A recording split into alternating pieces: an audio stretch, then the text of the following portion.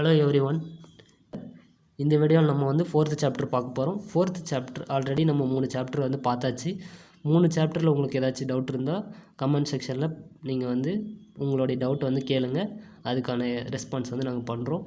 அடுத்து வந்து நம்ம பார்க்க போகிறது 4th சாப்டர் அத்தியாயம் 4. அத்தியாயம் 4ல் வந்து எதை பற்றி கொடுத்துருக்குறாங்கன்னா, மாற்று உருவங்கள் ரா ரா ஹா ஷா ஷானு சரி, மோக்ஷம். அப்போ வடமொழி எழுத்து க்ஷா. இப்போ மேற்கோடு கீழ்கோடு. அப்போ மேற்கோடு கீழ்கோடு. இப்போ ரா மேலே வந்து எப்படி எழுதலாம், கீழே இந்த ரா இருக்குது இல்லைங்களா, மேலே இது வந்து எங்கெங்கே வரும். இப்போ இது வந்து இது மேலே இது எங்கே வரும், இது எந்த இடத்துல வரும், இது எங்கே வரும், இது எங்கே வரும் அப்படின்றதெல்லாம் நம்ம பார்ப்போம். இப்போ வந்து ஃபஸ்ட்டு வந்து ரா பார்ப்போம். ஃபஸ்ட்டு வந்து ராவுக்கு முன்னாடி உயிர் எழுத்து வந்துச்சு. ராவுக்கு முன்னாடி உயிர் ஒலி வருது. அப்போ உயிர் ஒலி வருது அப்படின்னா நம்ம கீழ்கோடு தான் வந்து இது பண்ணணும். ஃபஸ்ட்டு வந்து ராவுக்கு முன்னாடி உயிர் ஒலி. பாருங்கள், எக்ஸாம்பிள் வந்து இப்போ பார்த்தா உங்களுக்கு நல்லா புரியும். இப்போ ஊர் அப்படின்னு வருது. ஊருன்றதுக்கு நம்ம என்ன பண்ணுறோம், அதுக்கு வந்து நம்ம இப்படி எழுதக்கூடாது, இது வந்து தப்பு. அப்போ இந்த ரா தான் யூஸ் பண்ணணும், சரிங்களா. டவுன்வர்ட் ஆர் அதாவது கீழ்கோடு, சரிங்களா. அப்போ ராவுக்கு முன்னாடி உயிர் எழுத்து, அது எந்த உயிர் எழுத்தாலும் சரி, உயிர் ஒலி வரப்போ நீங்கள் டவுன்வர்ட் ஆர் தான் யூஸ் பண்ணணும். இப்போ அடுத்த எக்ஸாம்பிள் கொடுத்துருக்குறாங்க, உருமல், சரிங்களா. அப்போது நான் என்ன சொன்னேன் இல்லைங்களா, அதுதான் இங்கே வந்திருக்குது. நீங்கள் இது போடும்போது உருன்றது இங்கே வரும் 3வது பிளேஸு. ஆனால் வந்து நம்ம இங்கே போட முடியாது, அதனால் இங்கே மென்ஷன் பண்ணியிருப்பாங்க அந்த சரிங்களா. பார்த்தீங்கன்னா தெரியும், உருமல், சரிங்களா. அடுத்தது ராவுக்கு பின்னாடி, இது ராவுக்கு முன்னாடி, ராவுக்கு பின்னாடி வந்து உயிர் ஒலி வருது, அதாவது வவல் சவுண்டு வருது அப்படின்னா அதுக்கு வந்து நம்ம அப்போர்ட் ஆர் யூஸ் பண்ணணும், சரிங்களா. அப்போர்ட் ஆர்னா மேல்கோடு, சரிங்களா. இப்போ எக்ஸாம்பிள் வந்து அவங்களே கொடுத்துருக்குறாங்க, பொரின்னு சொல்லிட்டு, பொரி, சரிங்களா. பொரி லைட் சவுண்டு, ஓகேங்களா, பொரி, சரிங்களா. அப்போ பொரின்றப்ப இப்படி போட்டால் பொரி, இப்படி போடக்கூடாது, பொரி இது டவுன்வர்ட் ஆர் போடக்கூடாது, தப்பு. இதே வந்து வவலுக்கு வரல, அதாவது பின்னாடி வவல் எதுவும் வரல, போர் அப்படின்னு வந்திருக்கு. போரில் வந்து நமக்கு எண்டில் வந்து எதுவும் வவல் வரல, அதாவது ஈன்னு வரல, பொரி இல்லை ஏதோ ஒரு சவுண்டு, உயிர் ஒலி சவுண்டு எதுவும் வரல. அப்போ அந்த மாதிரி வர இடத்துல நம்ம டவுன்வர்ட் ஆர் யூஸ் பண்ணிக்கலாம். போர், ஓ சவுண்டு அழுத்தம் அதிகமாக வரும், அதாவது போர், சரிங்களா.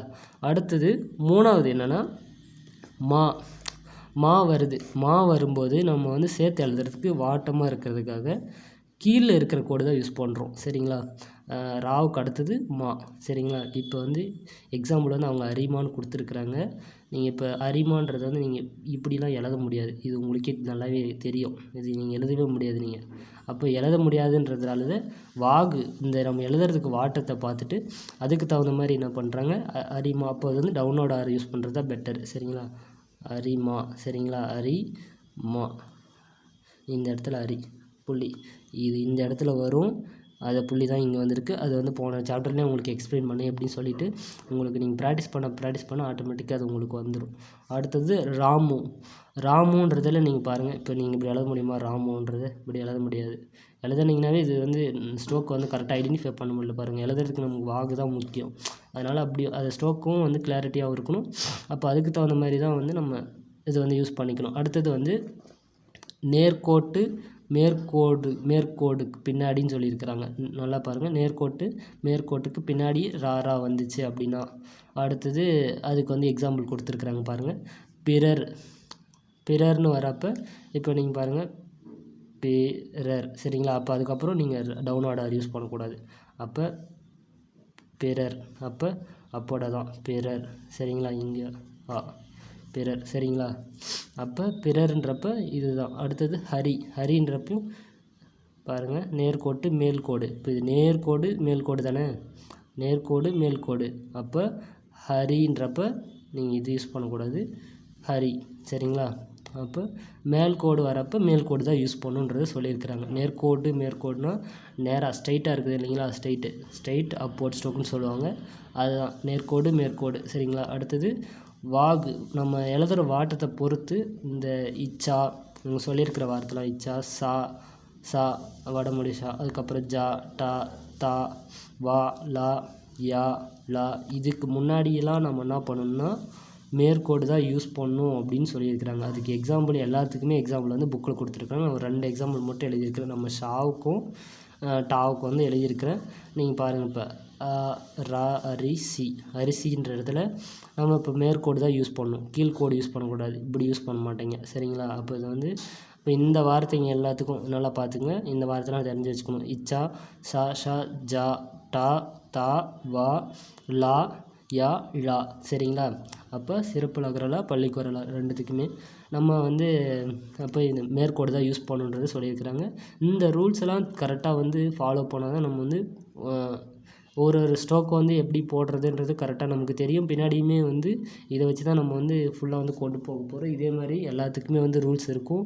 இதுக்குன்னு மட்டும் இல்லை, எல்லாத்துக்குமே வந்து இருக்கும். அந்த ரூல்ஸ் எல்லாத்தையும் நீங்கள் வந்து முடிஞ்ச வரையிலும் முடிஞ்ச வரையிலும் இல்லை, செகண்ட் பேப்பரில் உங்களுக்கு கண்டிப்பாக யூஸ் ஆகும். அதனால் தெரிஞ்சுக்கிறது நல்லது. அதனால் ஃபுல்லாத்தையும் நீங்கள் படித்து நல்லா தெளிவாக இப்போவே படிக்கும்போதே படிச்சுக்கோங்க. ஃபஸ்ட்டு டைம் படிக்கிறப்பே நீங்கள் தெளிவாக படிச்சிட்டிங்கன்னா செகண்ட் பேப்பர் ஒரு கான்செப்ட் இருக்குது. செகண்ட் பேப்பரில் இதுலேருந்து தான் கொஷின்ஸ் எல்லாம் கேட்பாங்க.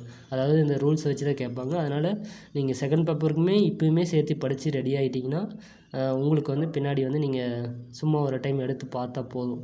நீங்கள் சும்மா ப்ராக்டிஸ் பண்ணுறோம் அப்படின்றதுக்காக நீங்கள் வந்து அப்படியே போயிட்டிங்கன்னா வேஸ்ட்டு தான் அது. அதனால் நீங்கள் வந்து இப்போ படிக்கிறப்பவே வந்து தெளிவாக படிச்சுட்டு போயிடுங்க. அதனால் இது செகண்ட் பேப்பருக்கு யூஸ் ஆகும், கண்டிப்பாக யூஸ் ஆகாமல் போகாது. இது என்ன ரூல்ஸ் அப்படி சொல்லிவிட்டு நீங்கள் விட்டு போயிட்டிங்கன்னா பின்னாடி திருப்பி உட்காந்து நீங்கள் படிக்கிற மாதிரி வந்துடும்.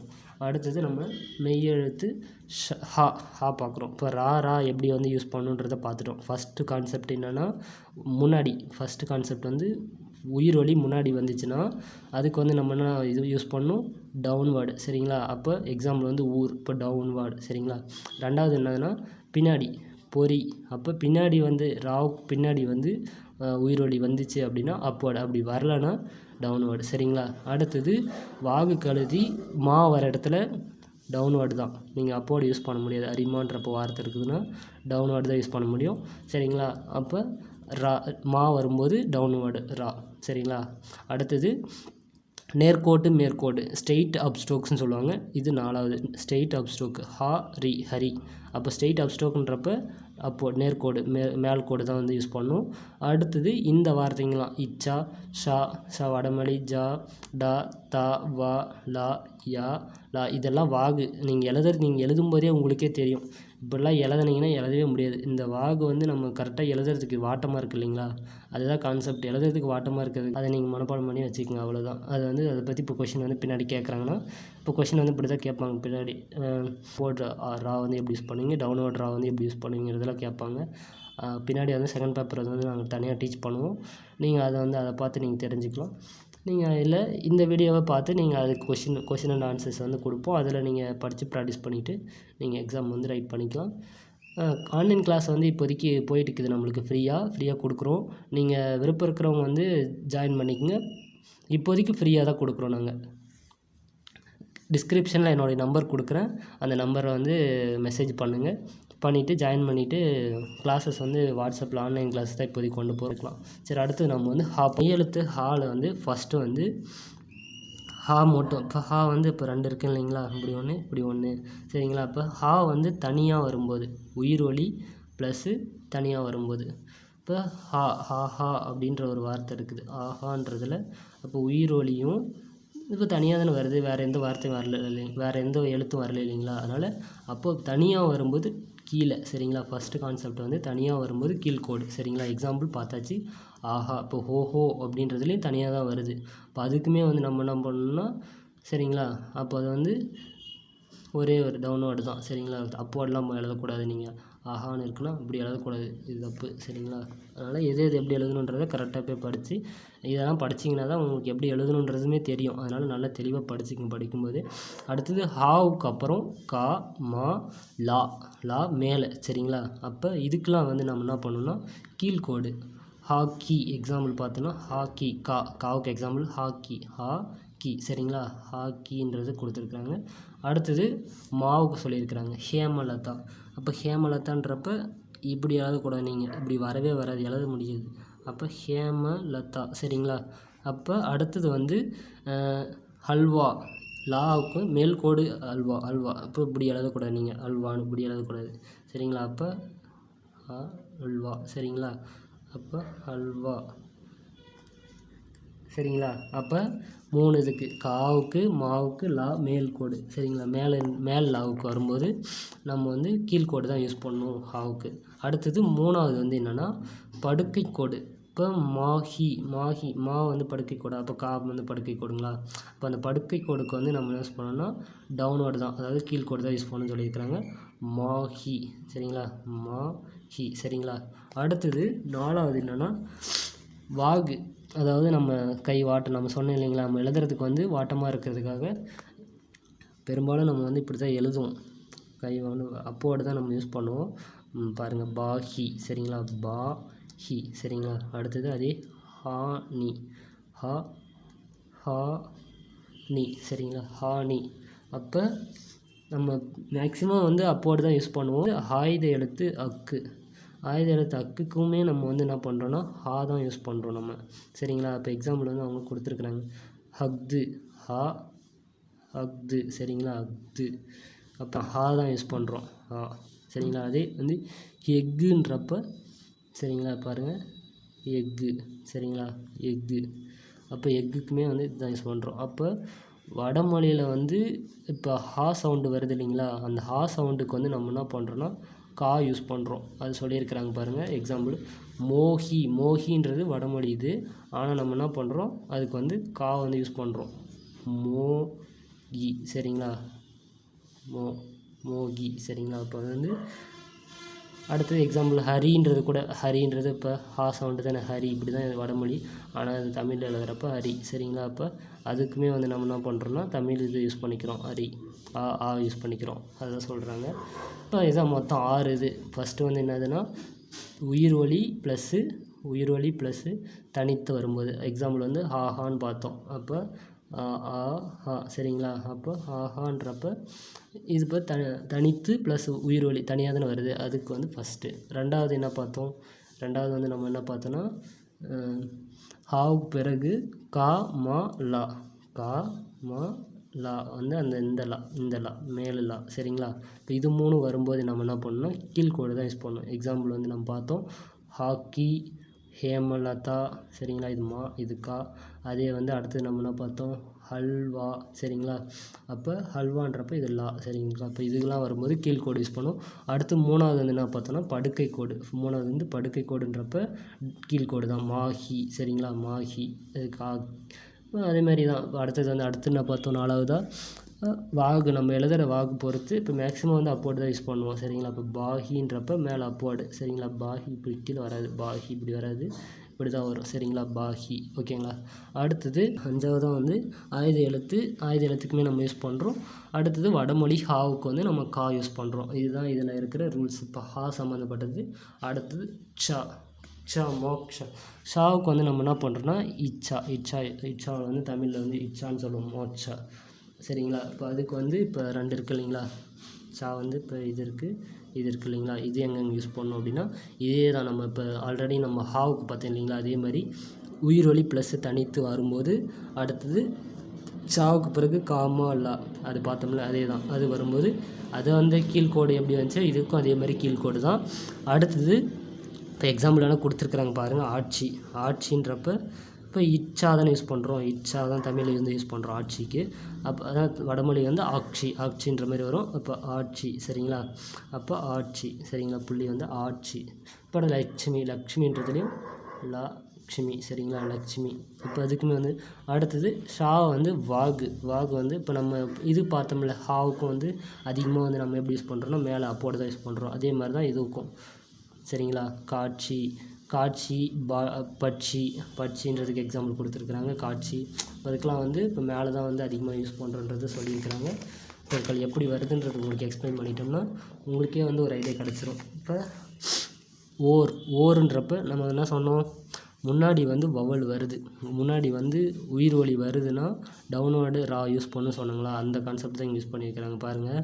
முன்னாடி வந்து இங்கே வந்து ஓர்னு வருது, அந்த ஓ வந்து நம்ம இப்படி தான் மென்ஷன் பண்ணணும், இப்படி சரிங்களா. அப்போ அந்த ஓ வந்து அவங்க மென்ஷன் பண்ணல, அதுதான் வந்து இங்கே ஓர் அப்படின்றது இப்படி வச்சுருக்குறாங்க டவுன்வேர்டு.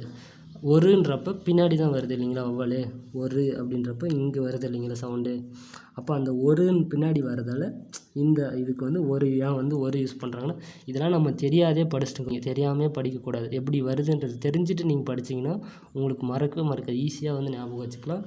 இப்போ அதே மாதிரி தான் ஒருன்றது ஒரு இது சிங்கிள் இது, இல்லை ஒவ்வொருன்னு வரப்போ டபுள் சரிங்களா. அடுத்தது இருக்கன்றப்போ அந்த ஒருன்றது தேர்டு பிளேஸில் எழுதுனா இரு சரிங்களா. அதே மாதிரி அல்ல, இதில் லா மட்டும் யூஸ் பண்ணியிருக்கிறாங்க. அல்ல இல்லை மட்டும் யூஸ் பண்ணியிருக்கிறாங்க. அல்ல லா ஃபஸ்ட் பிளேஸ்ன்றது ஆன்றதால அல்ல, ஈன்றதால தேர்ட் பிளேஸ் இல்லை, அதுக்கப்புறம் எல்லான்றப்போ செகண்ட் பிளேஸ் சரிங்களா. அதே வந்து தா மட்டும் இது வந்து தா லைட் சவுண்டு சரிங்களா. அழுத்தி போட்டுறாதீங்க. தா தா தா வந்து தனியாக வந்து எழுதுனா அது தனியாக.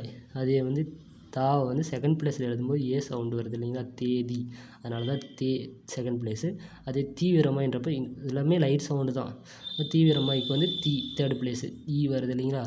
அப்போ தீவிரமாயின்றதுக்கு வந்து தேர்டு பிளேஸு. அடுத்தது அது, எது, இது பாருங்கள், இது வந்து தா சவுண்டுன்றப்ப அழுத்தி வரும், அது ஃபஸ்ட் பிளேஸ். அது, எது, இது. அதைன்றப்ப அப்படியே ஆப்போசிட். ஏன்னா தாவுக்கு வந்து நம்ம 2 பார்த்தோம் இல்லைங்களா. அப்போ இதெல்லாம் வந்து நம்ம அடிக்கடிக்கு யூஸ் பண்ணுற வார்த்தைங்க இதுக்கும், அதனால் அப்படி இருக்குது தனிக்குறிப்பு சொற்கள்னு. நீங்கள் தனியாக ஒரு நோட்டு போட்டு எழுதிக்கலாம். அப்படி இல்லைன்னா நீங்கள் படித்து மெமரி பண்ணி அப்பப்போ ரிவைஸ் பண்ணிட்டீங்கன்னா உங்களுக்கு வந்து எழுதுறதுக்கு வந்து ஈஸியாக இருக்கும்.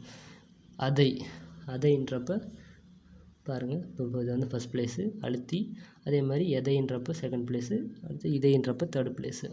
இதோட வீடியோ வந்து கம்ப்ளீட் பண்ணிட்டோம். ஏதாச்சும் உங்களுக்கு டவுட் இருந்தால் நீங்கள் கமெண்ட் செக்ஷனில் சொல்லலாம். அடுத்தது நம்ம அடுத்த எக்ஸசைஸ் வந்து அடுத்த இதில் பார்ப்போம் சரிங்களா.